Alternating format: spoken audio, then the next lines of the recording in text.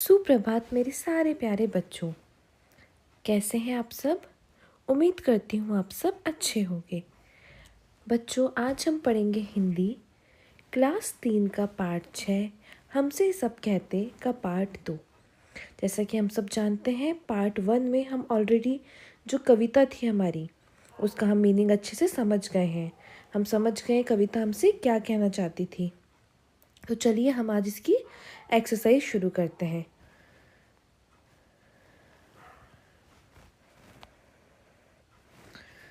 बच्चों, ये आप लोगों की बुक रिमझिम में आप जब पेज नंबर 49 खोलेंगे तो ये पार्ट 6 की एक्सरसाइज आपको मिल जाएगी पेज नंबर 49 पे। तो चलिए हम शुरू करते हैं। तो इस पार्ट का पहला प्रश्न है, अगर तुम्हें इस कविता का नाम बदलने को कहें तो तुम इसे क्या नाम दोगे? तो ये प्रश्न मैं आप लोगों को हल नहीं कराऊंगी, ये आप लोगों को खुद से बताना है। तो सारे बच्चे मुझे ये कमेंट सेक्शन में बताएंगे कि वो इस कविता का नाम बदल के क्या रखेंगे।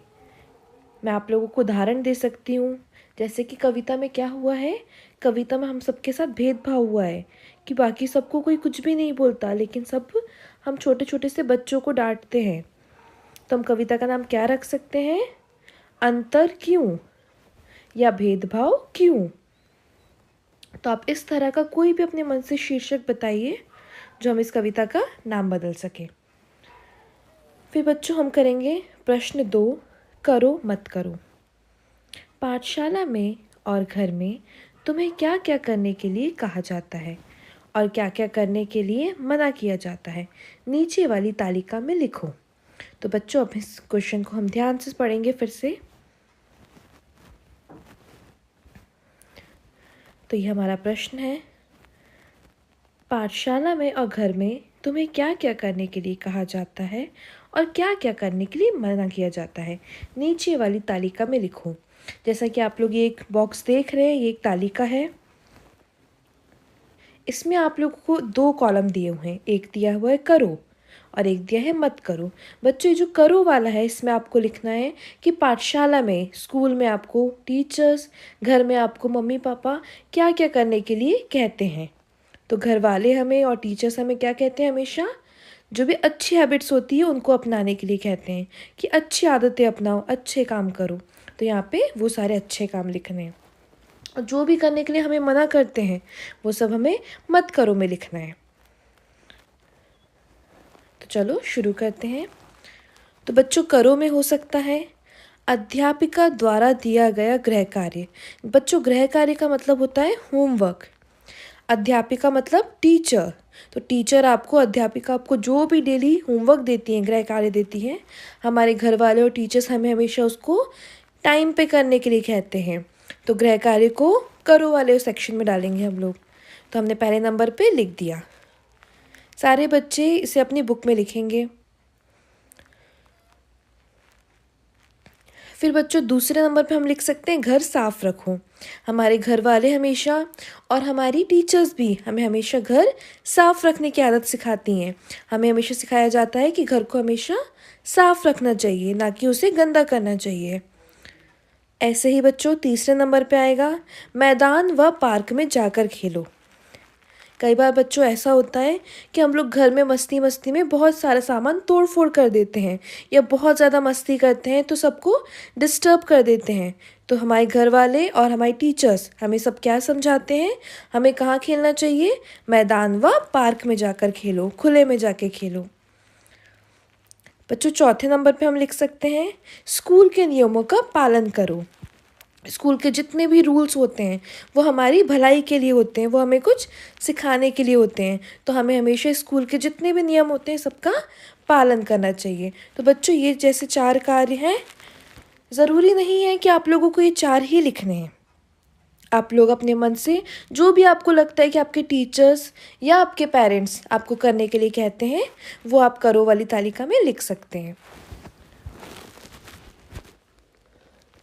ऐसे ही बच्चों, अब हम आएंगे मत करो वाले साइड पे।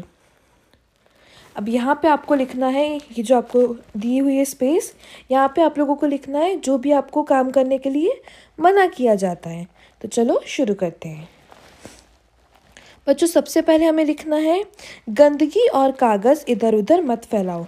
हमेशा हमारे बड़े हमें क्या बोलते हैं कि हमें गंदगी नहीं फैलानी है, कूड़ा नहीं फैलाना है। तो मत करो वाले इसमें पहले नंबर पे हम ये लिख सकते हैं।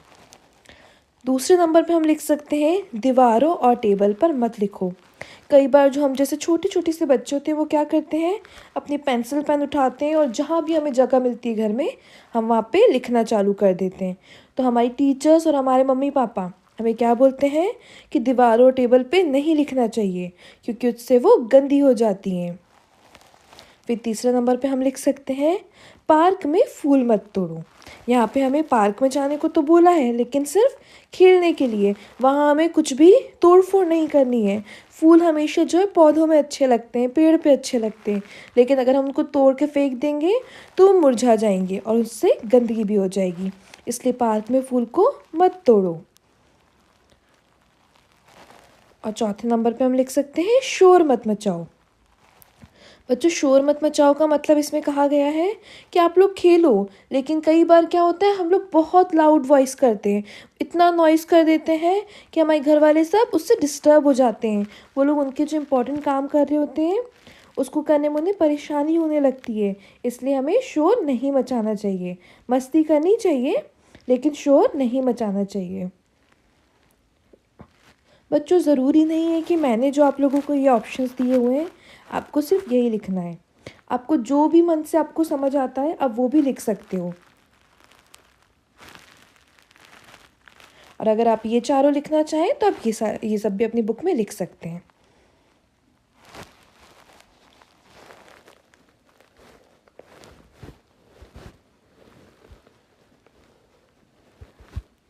तो अब हम आते हैं दूसरे क्वेश्चन पे। तो ये हमारा तालिका वाला हो चुका है। अब हम करेंगे ज़रा सोचो। तो इसमें आपको बच्चों 3 प्रश्न दिए हुए हैं अलग अलग, और आपको कुछ बताया गया है और लास्ट में आपसे एक प्रश्न पूछा गया है। अब हम तीनों बातों को ध्यान से पढ़ेंगे। सूरज चांद की रोशनी को भगा देता है। जो बच्चों सूरज है, सूर्य जो है वो क्या करता है, वो चांद की रोशनी को भगा देता है। इसमें ये लाइन बताई गई है। फिर दूसरी लाइन में बताया गया है बादल सूरज की रोशनी को भगा देता है। सूरज ने हमारी चांद की रोशनी को भगा दिया। अब सूरज को किसने भगा दिया, बादल ने। बादल ने सूरज को ढक दिया तो सूरज की रोशनी खत्म हो गई। जब काले बादल आते हैं, आप लोग कभी देखना बारिश के मौसम में जब पूरी दुनिया पे, पूरे आसमान पे काले बादल छा जाते हैं तो हमें सूरज की रोशनी दिखाई नहीं देती, दिन में भी अंधेरा हो जाता है। फिर तीसरे नंबर पे हवा बादल को भगा देती है, और जब बहुत तेज़ हवा चलती है तो बादल को भगा के फिर से सूरज की रोशनी को ले आती है। तो बताओ कौन किससे ज़्यादा ताकतवर है। बिल्कुल सही बच्चों, सूरज जो है चांद से ज़्यादा ताकतवर है।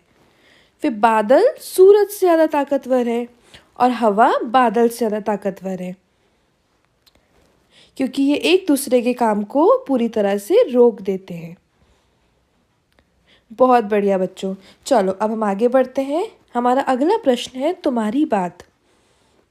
अम्मा, पापा, भैया, दीदी सभी बड़ों का बच्चों पर बस चलता है।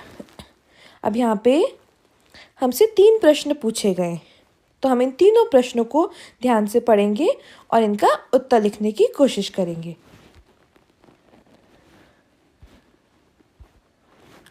तो बच्चों चलो यहाँ पे ध्यान से प्रश्न पढ़ते हैं। तो हमारा पहला प्रश्न है जो कि है क, तुम्हारा किस किस पर बस चलता है। तो यहाँ पे इसका उत्तर है हमारा बस केवल अपनी ही चीज़ों पर चलता है, जैसे खिलौने, किताबें आदि, जिनको तोड़ा फोड़ा जा सकता है। तो बच्चों यहाँ पे क्या पूछा गया है कि तुम्हारा किस किस पर बस चलता है। बस चलने का मतलब मैंने बताया था आपको कि आप किस किस चीज़ पे अपना हक जमा सकते हो, किस किस चीज़ पे आप अपना ज़ोर लगा सकते हो। तो हम अपनी हक किस पे जमा सकते हैं, सिर्फ उन चीज़ों पे जो चीज़ें सिर्फ हमारी है। तो हम केवल अपनी ही चीज़ों पर बस चला सकते हैं। ऐसे ही बच्चों दूसरा प्रश्न पढ़ते हैं। तुम्हारे घर में तुम्हें कौन कौन टोकता रहता है। तो बच्चों एक बात सारे बच्चे याद रखेंगे, हमें किन बातों पर टोका जाता है, जो चीज़ें गलत हो। या जो चीज़ें बुरी हैबिट्स हैं, हमें हमेशा बैड हैबिट्स के लिए डांटा जाता है। क्या हम लोग कभी पढ़ाई कर रहे हैं बहुत मन लगा के, तो हमारे पेरेंट्स या टीचर्स हमको डांटते हैं या टोकते हैं? नहीं। तो हमें हमेशा हमारी बैड हैबिट्स पे टोका जाता है ताकि हम उसे सुधार सकें। तो हमें कौन कौन टोकता है घर में? घर में सभी बड़े हमें टोकते हैं। बैठने, खेलने, आने जाने, गंदगी फैलाने आदि बातों पर हमें बार बार टोकते हैं। तो बच्चों, यहाँ पे जितनी भी गंदी हैबिट्स है उस पर हमें टोका जाता है। अब हम पढ़ेंगे किन किन बातों पर तुम्हें अक्सर टोका जाता है। तो यहाँ पे बच्चों फिर से वही प्रश्न पूछा गया है, हमें किन किन बातों पे टोकते हैं? हमें गलत बातों पे टोकते हैं ताकि हम उन्हें सुधार कर सकें। तो इसका आंसर लिखते हैं, हमें निम्नलिखित बातों पर टोका जाता है। जिद करने पर, जिद करना क्योंकि एक गंदी आदत होती है। लड़ाई करने पर, चिल्लाने पर, खाना समय पर ना खाने पर, गंदगी फैलाने पर, रोने इत्यादि पर। तो बच्चों, यहाँ पे जितनी भी आदतें हैं ये सारी गंदी आदतें हैं। तो इसके लिए हमें टोका जाता है ताकि हम इनमें सुधार कर सकें। तो यहाँ पे सारे ये वाले प्रश्न उत्तर हो चुके हैं, या आप लोग अपनी बुक में या फिर कॉपी में, जिसमें भी आपको सही लगता है आप उसमें ये कर सकते हैं। तो चलिए आगे बढ़ते हैं। फिर बच्चों, ये आपकी जो बुक है रिमझिम, इसके पेज नंबर 50 पे, आप लोगों को यहाँ नीचे दिख रहा है पेज नंबर 50 पे 50 पे आपको एक और प्रश्न दिया हुआ है। चलिए इसे देखते हैं।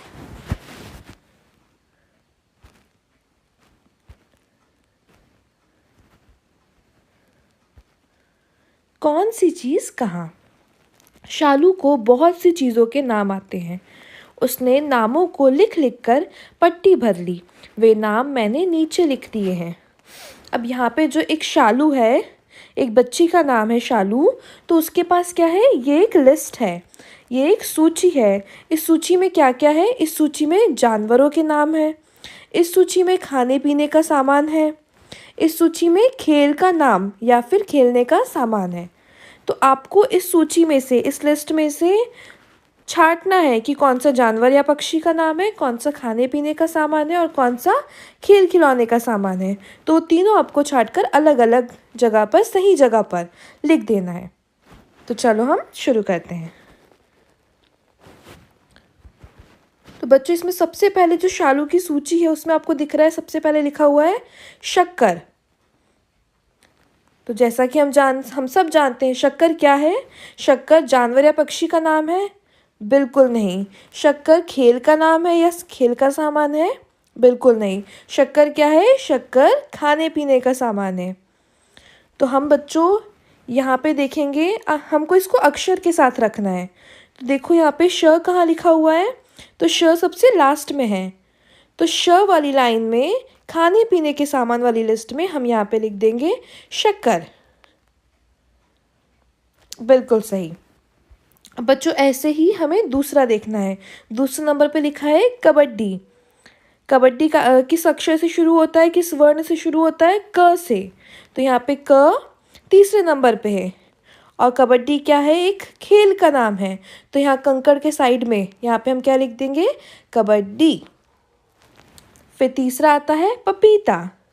पपीता शुरू होता है प से, और पपीता क्या है? खाने पीने का सामान। तो यहाँ पे लिख देंगे पपीता। ऐसे ही हमें ये पूरी सूची भर लेनी है, कुछ इस तरह से। यहाँ पे आपको दिख रहा है, यहाँ पे हमने सारे जानवर का नाम एक साइड लिख दिया है उनके अक्षर के साथ। खाने पीने का सामान एक लाइन में लिख दिया है और खेल का नाम एक लाइन में लिख दिया है। ऐसे ही हमें इसे सॉल्व करना है। तो मैंने जितना करा दिया है, उसके बाद का आपको बचा हुआ देख के खुद से करना है। आप इसकी सहायता भी ले सकते हैं, पर पहले आप हमेशा खुद से करने की कोशिश करना। चलिए आगे बढ़ते हैं। बच्चों, ये हमारा लास्ट प्रश्न है। यहाँ पे पेज नंबर 51 पे हम लोग आ गए हैं। आप लोग अपनी रिमझिम बुक में देख सकते हैं, पेज नंबर 51 पे आपको ये दो आखिरी के प्रश्न मिलेंगे। तो चलो इन्हें भी कर लेते हैं।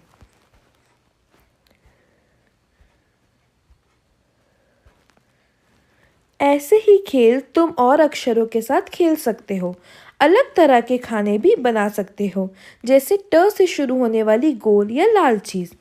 अब हर एक खाने के नाम वर्णमाला के हिसाब से क्रम से लगाओ। बच्चों, यहाँ पे आप लोगों को सबसे पहले मैं बता दूँ वर्णमाला क्या होती है। हम सब ने हमारी पहले की क्लास में पढ़े हुए हैं। अ से अनार, आ से आम, ये सब क्या होता है जो हमने पढ़ा हुआ है, ये सब वर्णमाला है। ये वर्णमाला का भाग है ना, ये सारे वर्ण हैं, सारे अक्षर हैं, तो हमें इनसे शुरू, तो इनका एक क्रम है, ये एक क्रम से जमे हुए हैं सब। तो हमें उस क्रम के हिसाब से जानवर या पक्षी के नाम इस लाइन में लिखने हैं, खाने पीने का सामान इस लाइन में लिखना है, और खेल का नाम या सामान इस लाइन में लिखना है। तो बच्चों, ये आप लोगों को खुद से करना है, इसमें मैं आप लोगों की हेल्प नहीं करूँगी। आप लोगों को सिर्फ वर्णमाला के हिसाब से, वर्णमाला के अक्षरों के हिसाब से यहाँ पे किसी भी जानवर या पक्षी के आप नाम लाइन से लिख सकते हैं, यहाँ पे खाने पीने का सामान लाइन से लिख सकते हैं, और यहाँ पे खेल का नाम लाइन से लिख सकते हैं। तो अब हम अपना लास्ट प्रश्न कर लेते हैं। हमसे सब कहते, कविता में जिन लोगों, चीज़ों और जगहों के नाम आए हैं उन्हें नीचे दी गई तालिका में लिखो। ये भी बच्चों एक छांटने वाला काम है। यहाँ पे हमें 3 सेक्शन दिए हुए हैं, 3 कॉलम दिए हुए हैं अलग अलग। एक में है लोग, एक में चीज़ और एक में जगह। लोग बच्चों क्या होते हैं, हम इंसान, या जैसे कि हमने कविता में पढ़ा, कौन, मम्मी पापा भैया दीदी, ये सब जितने भी लोग आए हैं, जितने भी लोगों के नाम आए हैं, जितने भी इंसानों के नाम आए हैं, वो सब किस में आ जाएंगे, लोग वाली का इसमें कॉलम में। फिर हमने चीज़ क्या पढ़ी है कविता में, खिलौने। खेल खिलौने क्या होती है, एक चीज़ होती है, एक सामान होता है, चीज़ का मतलब होता है सामान, तो वो चीज़ वाले इस लाइन में आ जाएंगे। फिर जगह हमने कौन कौन सी पढ़ी, इधर, उधर, जहाँ, वहाँ, ये सब जगह के नाम हैं, तो वो सब जगह वाली लाइन में आ जाएंगे। ऐसे ही आपको हमने जो कविता पढ़ी थी, हमसे सब कहते हैं, कविता जो पढ़ी थी उसमें से आपको और भी चीज़ें छांट के इनमें लिखनी है। जैसे कि ये कविता में लोग कौन कौन से हैं, भैया, अम्मा, चांद, पापा, बादल, सूर्य, हवा और हम सब का। चीज़ कौन सी है, सामान कौन कौन से हैं, खिलौने। और जगह कौन सी है, यहाँ, अंदर, घर भर में और बाहर, ये सारी जगह का नाम है। ऐसे आप लोगों को अपनी बुक में लिख लेना है। तो यहाँ पे बच्चों हमारा जो चैप्टर है हमसे सब कहते, वो ख़त्म हो जाता है। आशा करती हूँ आप सबको ये समझ में आया होगा अच्छे से, और इसे पढ़ने में बहुत मज़ा भी आया होगा।